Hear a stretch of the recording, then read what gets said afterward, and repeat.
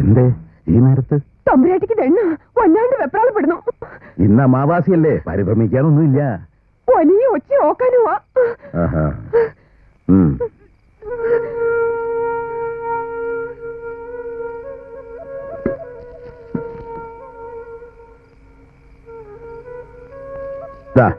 ഈ ചൂർണ്ണ അങ്ങടെ നാക്കിലിട്ട് അലിയിക്കാൻ പറയാ.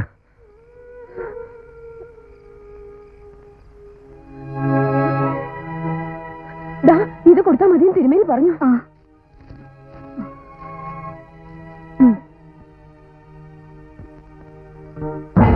ഓം ഐം ക്ലീം സൗം ക്ലീം ഭദ്രകാളൈ നമഃ. ഓം റാം ഭം ഭദ്രായൈ നമഃ. ഓം ഹ്രീം രം ശിവസേ സ്വാഹ.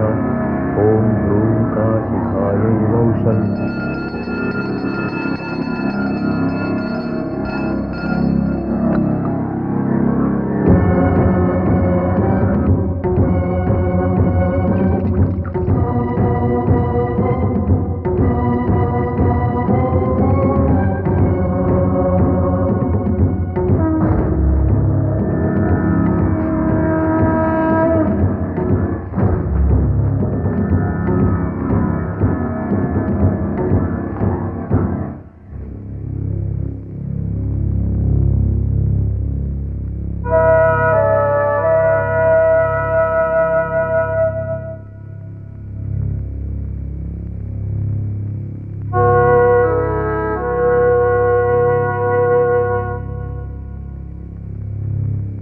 ഇത്യാദി എഴുന്നേൽക്ക.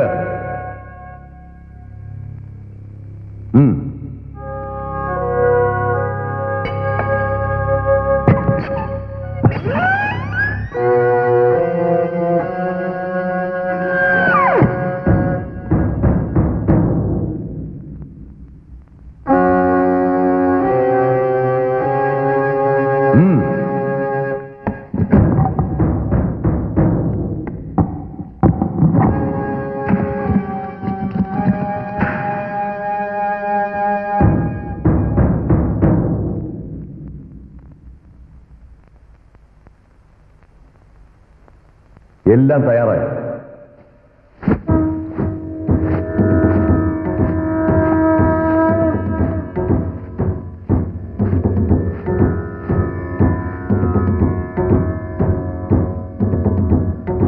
ഒറ്റ ചോദ്യം.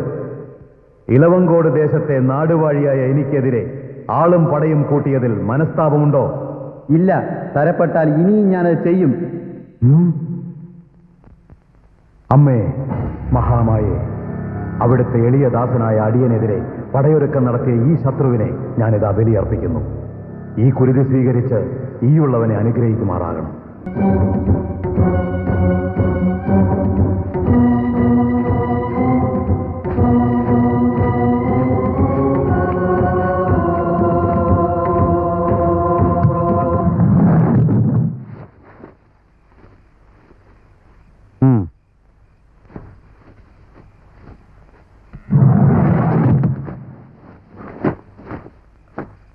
തമ്പുരാനെ, അടിയൻ തമ്പുരാട്ടിക്ക് തീരെ വയ്യ. ഇന്നലെ ഉറങ്ങിയില്ലേ? അടിയൻ തമ്പുരാനെ കാണണമെന്നാ. ശരി, കുളി കഴിഞ്ഞോട്ടെ.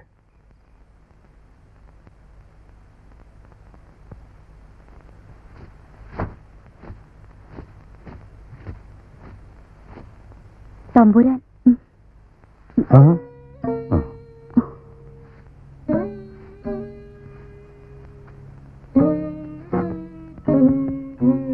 ഇന്നലെ ഉറങ്ങാനേ കഴിഞ്ഞില്ല. എന്തുണ്ടായി?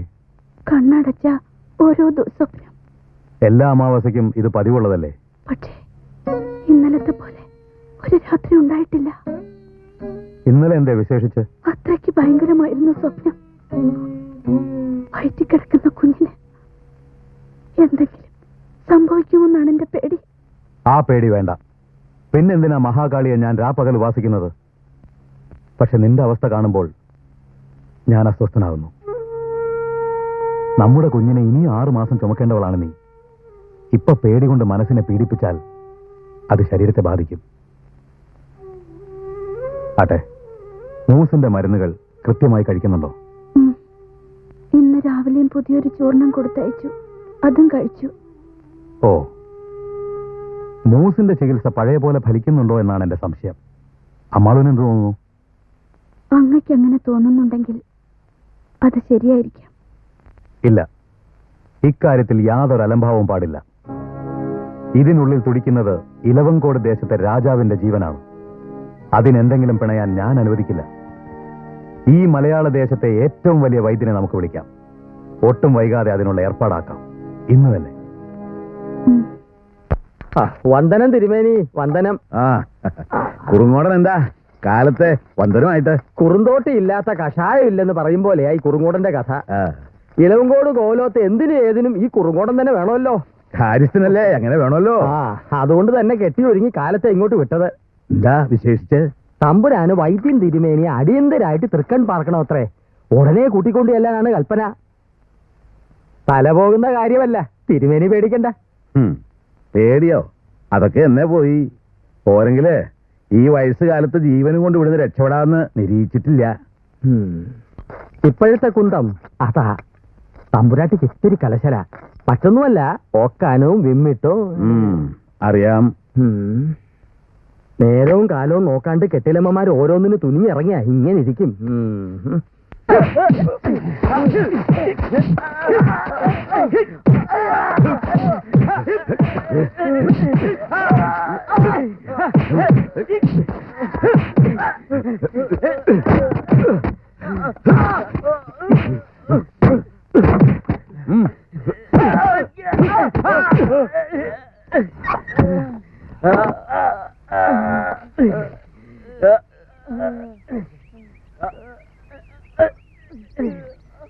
രാത്രി കോട്ടയ്ക്കുള്ളിൽ നുഴഞ്ഞു കയറാൻ ശ്രമിച്ച അക്രമികളാണിവർ. ഒളിപ്പോരുകാരുടെ അവസാന കണ്ണികൾ. 5 പേരുണ്ടായിരുന്നു. 3 ആളെ നമ്മളെ പട്ടാളം ഒതുക്കി.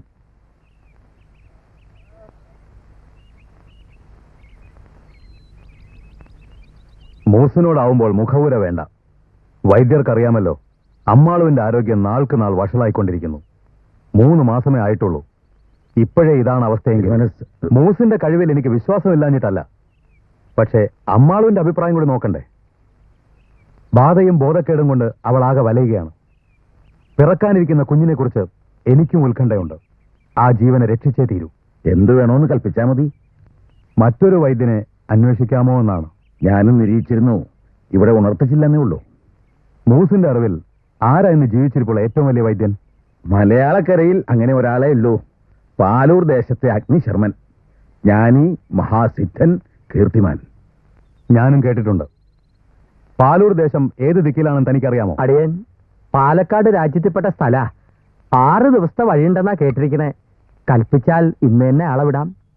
ഒന്നുണർത്തിച്ചോട്ടെ. അഗ്നിശർമ്മന് 80-85 കിലോ ആയി കാണും. ഈ പ്രായത്തില് ഇത്രയും വഴി താണ്ടി വരാൻ പറ്റുമെന്നാ? പോരെങ്കില് പെട്ടെന്ന് നിങ്ങളുടെ വഴങ്ങണ പ്രകൃതവും അല്ലെന്നാ കേൾവി.